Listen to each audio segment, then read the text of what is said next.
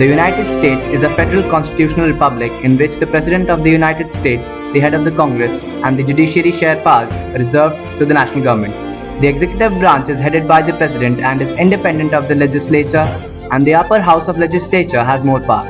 The judiciary's function is to interpret the United States Constitution and federal laws and regulations. This includes resolving disputes between the executive and legislative branches. The colonies were exceptional in the European world for their vibrant political culture, which attracted the most talented and ambitious young men into politics. First suffrage was the most widespread in the world, with every man who owned a certain amount of property allowed to vote. While less than 1% of British men could vote, a majority of white American men were eligible. Namaskar. Politics in India takes place within the framework of a constitution. India is a federal parliamentary democratic republic in which the President of India is head of state and the Prime Minister of India is the head of government. India follows the dual policy, that is double government, which consists of the union at the center and states at the periphery. The constitution defines the organization, powers and limitations of both central and state government. It is written, rigid and supreme, that is laws of the nation must conform to it.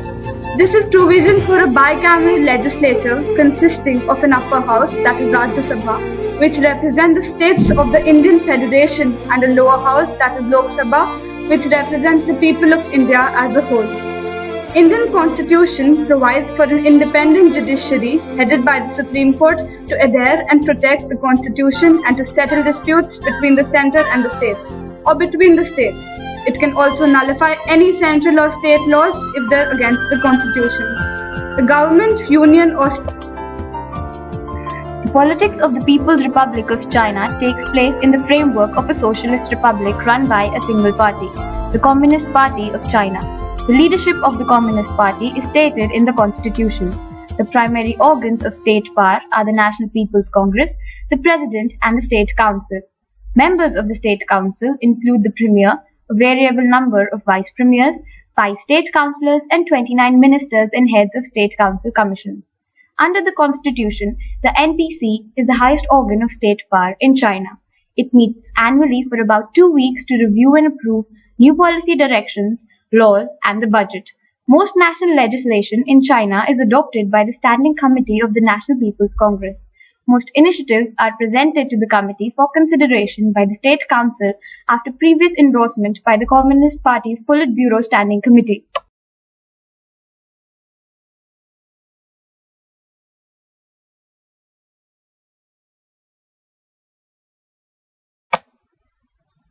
USA is a democratic republic. In USA, the president is the head of state and also the head of government.